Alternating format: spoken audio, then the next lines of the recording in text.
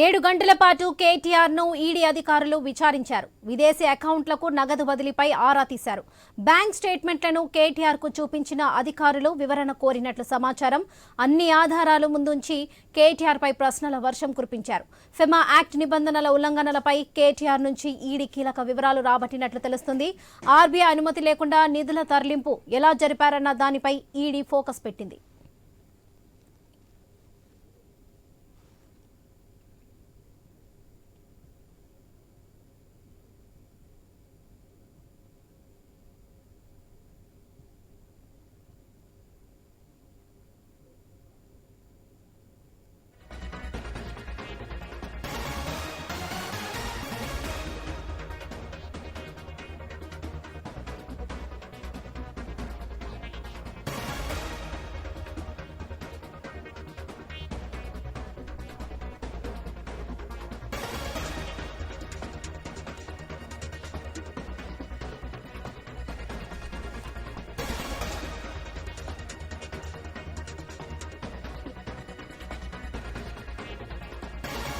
7 గంటల పాటు కేటీఆర్ ను ఈడీ అధికారులు విచారించారు. విదేశీ అకౌంట్లకు నగదు బదిలీపై ఆరా తీశారు. బ్యాంక్ స్టేట్మెంట్లను కేటీఆర్ కు చూపించిన అధికారులు వివరణ కోరినట్లు సమాచారం. అన్ని ఆధారాలు ముందుంచి కేటీఆర్ పై ప్రశ్నల వర్షం కురిపించారు. ఫెమా యాక్ట్ నిబంధనల ఉల్లంఘనలపై కేటీఆర్ నుంచి ఈడీ కీలక వివరాలు రాబట్టినట్లు తెలుస్తుంది. ఆర్బీఐ అనుమతి లేకుండా నిధుల తరలింపు ఎలా జరిపారన్న దానిపై ఈడీ ఫోకస్ పెట్టింది.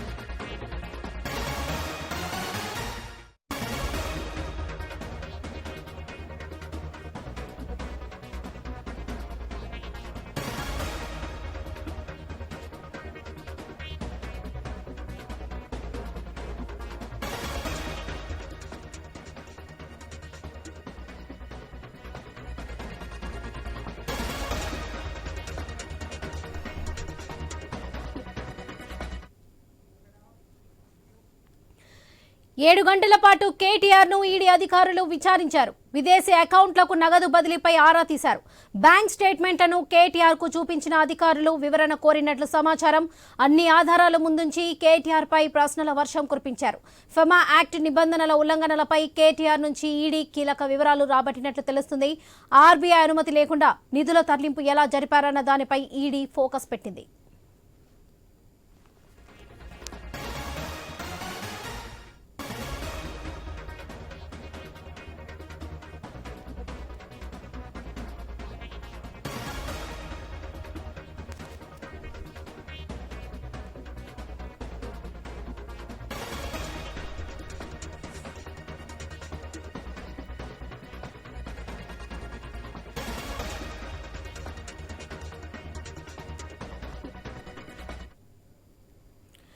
7 గంటల పాటు కేటీఆర్ ను ఈడీ అధికారులు విచారించారు.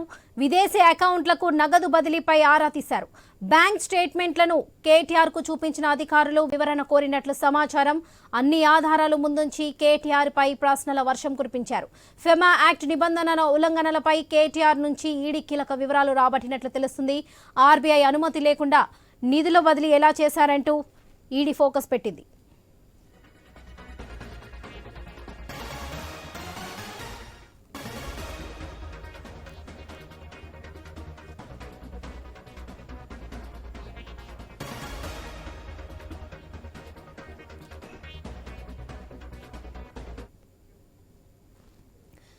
7 గంటల పాటు కేటీఆర్ ను ఈడీ అధికారులు విచారించారు. ఇదే విషయానికి సంబంధించి మరిన్ని అప్డేట్స్ మా ప్రతినిధి రవిచంద్ర లైవ్ ద్వారా అందిస్తారు. రవిచంద్ర, చెప్పండి. వరలక్ష్మి, అయితే 7 గంటల నుంచి కేటీఆర్ ను ఈడీ అధికారులు విచారణ చేపడుతున్నారు. ఈ పక్కన ఒకసారి చూపించండి, కెమెరామెన్ గా అటు తిప్పండి. మొత్తం ఇది ఈడీ ఆఫీస్ ముందున్నటువంటి పరిస్థితి మనం లైవ్ లో చూడొచ్చు. ఇందులో భారీ సెక్యూరిటీ కూడా భద్రత కూడా ఏర్పాటు చేసిర్రు. ఎందుకంటే గతంలో కేటీఆర్ ఏసీబీ ఆఫీసులో విచారణ కూడా చేపట్టి బయటకు వచ్చిన తర్వాత మీడియాతో మాట్లాడేట్టుగా ప్రయత్నం చేశారు. ఆ సమయంలో కాస్త గందరగోళం కూడా నెలకొంది. దాంతో ఇబ్బంది పడ్డారు ఏసీబీ అధికారులు, దాంతోపాటు పోలీసు యంత్రాంగం. అలాంటి పరిస్థితి రాకుండా ఇక్కడ బారికేడ్లు ఏర్పాటు చేసేసి పంపిస్తున్నారు. ఓ పక్క పబ్లిక్ వెహికల్స్ అంటే ప్రైవేట్ వెహికల్స్ జనాల వెహికల్స్ కూడా పంపిస్తున్నారు. ఎప్పుడైతే కేటీఆర్ వచ్చేట్టుగా అంశం ఆ సమయంలో ఎక్కడికక్కడికి ఆపేసేటువంటి అవకాశాలు ఉన్నాయి. మరికొద్దిసేపు సమయం పట్టేటువంటి అవకాశాలు ఉన్నాయనేది దీన్ని బట్టి ఇప్పుడు మనకు కదులుతున్నట్టుగా వెహికల్ బట్టి అర్థమవుతుందని చెప్పుకోవచ్చు. అంతేకాకుండా 6:30 గంటల సమయానికి బయటకు పంపించేటువంటి అవకాశాలు ఉన్నాయని చెప్పుకోవచ్చు. అంటే మరికొద్ది నిమిషాల్లో ఈడీ విచారణ పూర్తి చేసుకొని కేటీఆర్ మొదటి రోజు ఈడీ విచారణ పూర్తి చేసుకొని బయటకు వచ్చేటువంటి అవకాశాలు ఉన్నాయి. అంతేకాకుండా ఇప్పటివరకు 7 గంటల పాటు ఆయన విచారించారు. అంటే మొత్తం 8 గంటలు అవుతుంది. 6:30 గంటల వరకు అయితే ఇంకొక పావు గంట సేపు అయితే 8 గంటల సమయం ఆయన ఎంట్రీ అయినట్టుగా సమయం. అంటే ఉదయం నుంచి సాయంత్రం వరకు మొత్తం సమయం. కాకపోతే మధ్యలో ఒక లంచ్ బ్రేక్ ఒక 1 అవర్ అంటే ఒక గంట సేపు భోజన విరామాన్ని తీసేస్తే 7 గంటల పాటు సుదీర్ఘ విచారణ చేపట్టారని చెప్పుకోవటం. అయితే చివరికి ఆయన నుంచి సిగ్నేచర్ తీసుకుంటే ఆయన సంతకం కూడా తీసుకుంటారు. దాంతో విచారణ పూర్తి చేసిన తర్వాత ఆయన సంతకాన్ని తీసుకొని ఆ తర్వాత విచారణకు సంబంధించిన పూర్తి సమాచారాన్ని, క్వశ్చన్లు, వాటికి సంబంధించిన డీటెయిల్స్, ఈయన ఇచ్చినట్టుగా డాక్యుమెంట్స్ అవన్నీ కూడా ఒక సెట్ తీసుకొని ఆ తర్వాత సిగ్నేచర్స్ తీసుకొని పంపించేట్టుగా ఏర్పాట్లు చేస్తున్నారు. మరికొద్దిసేపట్లో ఇక్కడి నుంచి ఈడీ ఆఫీస్ నుంచి కేటీఆర్ని పంపిస్తారు. మరికొద్ది నిమిషాల్లోనే బయటకు పంపించేట్టుగా అవకాశాలు ఉన్నాయి. ఏర్పాట్లు కూడా పూర్తి చేశారు. ఇప్పటికే కొంతమంది బీఆర్ఎస్ నేతలు, ఎమ్మెల్యేలు కూడా ఇక్కడికి చేరుకున్నటువంటి పరిస్థితి కూడా ఉందని చెప్పుకోవచ్చు. కార్యకర్తలు కూడా చేరుకున్నారని చెప్పుకోవచ్చు. అంటే కేటీఆర్ బయటకు వచ్చేటువంటి సమయంలో నినాదాలు కూడా ఇచ్చేటువంటి అవకాశాలు ఉన్నాయని చెప్పుకోవచ్చు. ఇదంతా మనకు బయట కనిపిస్తున్నటువంటి వాతావరణం. ఇక లోపల వాతావరణం ఆయన ప్రశ్నించేటువంటి అంశాన్ని ఒకసారి చూస్తే అందులో ఆయన సుదీర్ఘంగా ఫెమా చట్టం కావచ్చు, అంటే ఫార్ములా ఈ కార్ రేస్ సంబంధించిన ఈ కేసు విషయంలో ఫెమా చట్టాన్ని ఉల్లంఘించారు. ఫారిన్ ఎక్స్చేంజ్ మేనేజ్మెంట్ యాక్ట్, దాంతోపాటు prevention of money laundering act, PMLA act, ఈ 2 చట్టాలని ఫార్ములా ఈ కార్ రేస్ సంబంధించిన నిధుల మళ్లింపు విషయంలో బ్రిటన్ కంపెనీ ఎఫ్ఈఓ కంపెనీకి సంబంధించిన నిధుల మళ్లింపు విషయంలో ఈ 2 చట్టాలను బేస్ చేసుకొని ఈ 2 చట్టాలను ఉల్లంఘించినట్టుగా సమయాల్ని దృష్టిలో పెట్టుకొని గతంలో ఇదే ఈడీ ఆఫీసులో ఐఏఎస్ అధికారి ఆయన విచారణ కూడా చేపట్టారు. ఆయన కూడా అరవింద్ కుమార్ని విచారణ సుమారు ఆయన కూడా 6 నుంచి 7 గంటల పాటు విచారణ చేపట్టారు. ఆ తర్వాత బిఎల్ఎన్ రెడ్డి కూడా విచారించారు. ఆయన వాళ్ళిద్దరు ఇచ్చినట్టుగా స్టేట్మెంట్ వాంగ్మూలాన్ని ఆధారం చేసుకుని ఇలా కేటీఆర్ని కూడా సుదీర్ఘంగా ప్రశ్నించారు. ఎందుకంటే ఇందులో కేటీఆర్ A1గా ఉన్నారు, దాంతోపాటు అరవింద్ కుమార్ A2గా, బిఎల్ఎన్ రెడ్డి A3గా ఉన్నారు. మరి కొంత సంఖ్య కూడా పెరిగేట్టుకు అవకాశం ఉంది. A4 కావచ్చు, ఈ విధంగా పెరుగుతుంది. అంటే కొన్ని సంస్థలకు కూడా నోటీసులు ఇవ్వాలి. ముఖ్యంగా ఫార్ములా ఈ కార్ రేస్ సంబంధించిన ఈ రేసులో ఈవెంట్లో పాల్గొన్నటువంటి సంస్థలు, అందులో నిధుల బదలాయింపులకు సంబంధించిన సంస్థలకు కూడా నోటీసులు ఇచ్చేట్టుగా ఆలోచనలతో ఉన్నట్టు కూడా తెలుస్తుంది. ఎందుకంటే ఇప్పటికే ఏసీబీ నోటీసులు కూడా ఇచ్చేందుకు రెడీ అయింది. ఏసీబీ అదేవిధంగా ఇక్కడ ఉన్నటువంటి ఈడీ కూడా అదే పరిస్థితి ఉంటుందని కూడా చెప్పుకోవచ్చు. ఇందులో ఎందుకంటే అటు ఆర్బీఐ గైడ్లైన్స్ ఫాలో కాలేదు, దాంతోపాటు మంత్రిమండలి గైడ్లైన్స్ కూడా ఫాలో కాలేదన్న కోణంలో విచారణ చేపట్టారు. దాంట్లో ఆ సంస్థలకు కూడా నోటీసులు ఇచ్చేటువంటి అవకాశాలు ఉన్నాయి. ఆయా సంస్థలకు నోటీసులు ఇచ్చిన తర్వాత మళ్ళీ ఆ సంస్థలు కూడా డేట్ ఇస్తారు. వాళ్ళ నుంచి కూడా వాళ్ళ సీఈఓలు కావచ్చు, దాంట్లో ఉన్నట్టుగా డైరెక్టర్లు కావచ్చు, వాళ్ళు కూడా ఈ కేసులో హాజరయ్యేటువంటి అవకాశాలు ఉంటాయి. లేక తర్వాత విచారణ వాళ్ళ మీద కూడా ఉంటుందని చెప్పుకోవచ్చు. దాంతో సుదీర్ఘ విచారణ జరిగేటువంటి అవకాశం ఉంది. అంటే మరొక అంశం ఏంటంటే ఇవాళ ఉదయం బీఆర్ఎస్ నేతలు కూడా నినాదాలు ఇదంతా అడావుడు చూస్తే కేటీఆర్ని అలా సాయంత్రం అరెస్ట్ చేస్తారన్న ఊహాగానాలు కూడా ఊపందుకున్నాయి. కానీ అలాంటి పరిస్థితి ఏమీ ఉండదు. మళ్ళీ విచారణకు పిలిచేటువంటి ఆస్కారాలు ఉన్నాయి.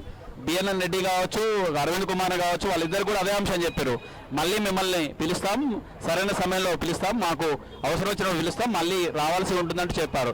కేటీఆర్ కూడా అదే విధంగా చెప్పేటువంటి అవకాశాలు ఉన్నాయి. కేటీఆర్ కూడా బయటకు వచ్చేటువంటి సమయంలో మళ్ళీ ఎప్పుడు వచ్చారన్న సమాచారాన్ని ఇస్తామని చెప్తారు. దాంతో మళ్ళీ ఎప్పుడు వచ్చేది అనేది తెలుస్తుందని చెప్పుకోవచ్చు. ఈ విధంగా విచారణ సుదీర్ఘ విచారణ కొనసాగుతుందని చెప్పుకోవచ్చు. ఇందులో ఎక్కువగా మనీ లాండరింగ్, దాంతోపాటు దాంతోపాటు ఎఫ్ఎం ఈ విధంగా 2 చట్టాలను ఉల్లంఘించినందుకు ఈ విధంగా కేటీఆర్ను సుదీర్ఘంగా విచారణ చేపడుతున్నారని చెప్పుకోవచ్చు. దాంతోపాటు అటు ఏసీబీ కూడా మరోపక్క ఎప్పుడు పిలుస్తారు కేటీఆర్, ఎందుకంటే ఇప్పుడు ఈడీ విచారణ తర్వాత మళ్ళీ ఏసీబీ కూడా కేటీఆర్ని విచారణకు పిలిచేట్టుకు అవకాశాలు ఉన్నాయి. కాకపోతే ఇవాళ ఈడీ ఇచ్చినట్టుగా రిపోర్ట్ను కూడా ఏసీబీ కూడా స్టడీ చేసేట్టుకు అవకాశాలు ఉంటాయి. దాంతో ఎందుకంటే ఏసీబీ నుంచి ఈడీ ఇన్ఫర్మేషన్ సమాచారం తీసుకుంది, ఇటు ఈడీ నుంచి కూడా ఏసీబీ సమాచారం తీసుకున్నట్టుగా అవకాశాలు ఉంటాయి ఈ కేసు విషయంలో. ఎందుకంటే సేమ్ ఒకే కేసు, ఫార్ములా ఈ కార్ రేస్ సంబంధించిన కేసు విషయంలో దాంతో తీసుకుంటాయని చెప్పుకోవచ్చు. దాంతో మళ్ళీ కేటీఆర్ ఈ వారం రోజుల్లోనే కేటీఆర్కు డేట్ ఇచ్చేందుకు అవకాశం ఉంది ఏసీబీ అని కూడా చెప్పుకోవచ్చు.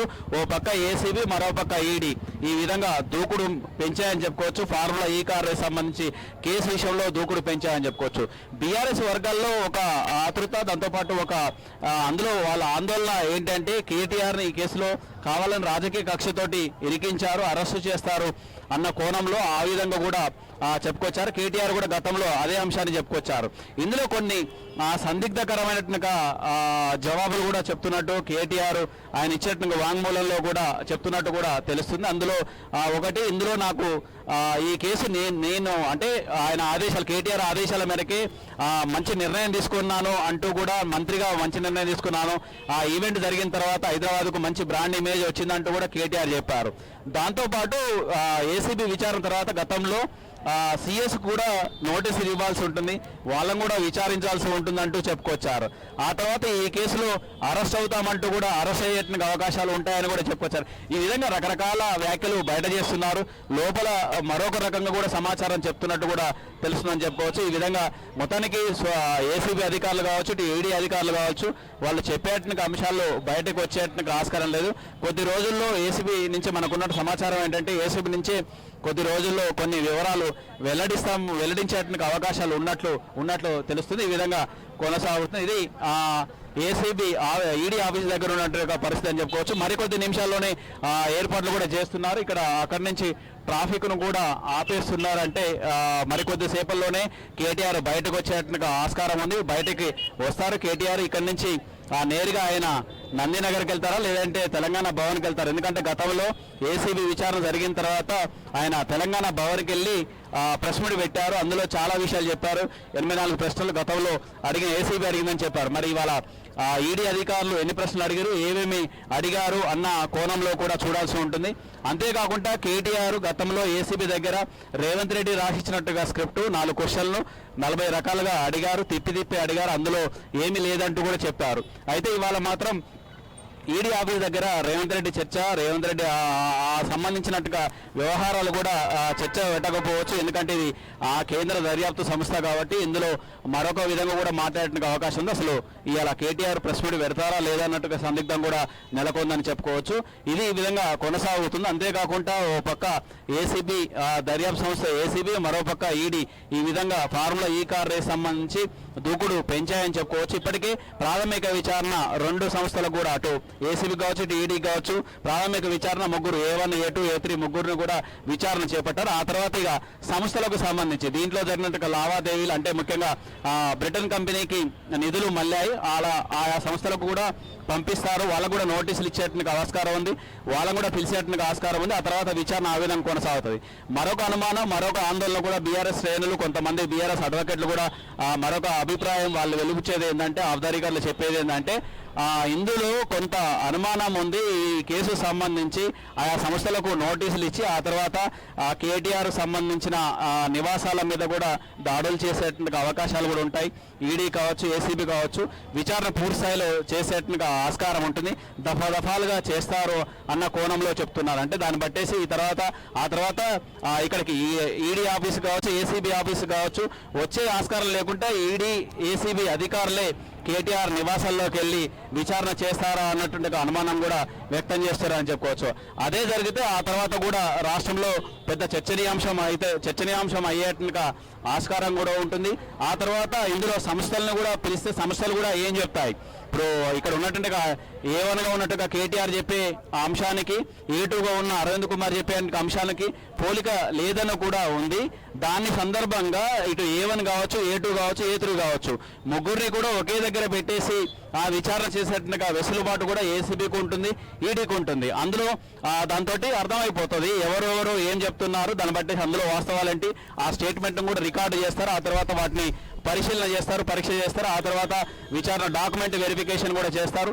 నిధులు ఏ విధంగా మళ్ళీ ఇందులో తప్పు ఎవరిది అనేది తేలిపోతుంది. ఆ తర్వాత ఇద్దరిని ఒక దగ్గర కూడా, అంటే ఇద్దరు చెప్పేట్టుగా సమాధానాలు వేరువేరుగా ఉంటే అరవింద్ కుమార్ని కేటీఆర్ని ఒకే దగ్గర పెట్టి విచారణ చేసేట్టుగా ఆస్కారంగా ఉంటుంది. అటు ఏసీబీ కావచ్చు, ఇటు ఈడీ కావచ్చు. అది భవిష్యత్తులో వీళ్ళు ఇచ్చేట్టుగా నోటీసులు, ఆ తర్వాత జరిగేట్టుగా విచారణలో ఈ విధంగా జరుగుతుందని చెప్పుకోవచ్చు. ఇది ఒక రోజులతో పూర్తి అయ్యేట్టుగా కేసు కాదు. ఫార్ములా ఈ కార్ రేస్ సంబంధించి కొద్ది రోజులు ఇంకా కొంత సమయం పట్టేట్టుగా ఆస్కారం కూడా ఉంది. దీంట్లో ఇంకా చాలా విచారణ చేయాల్సిన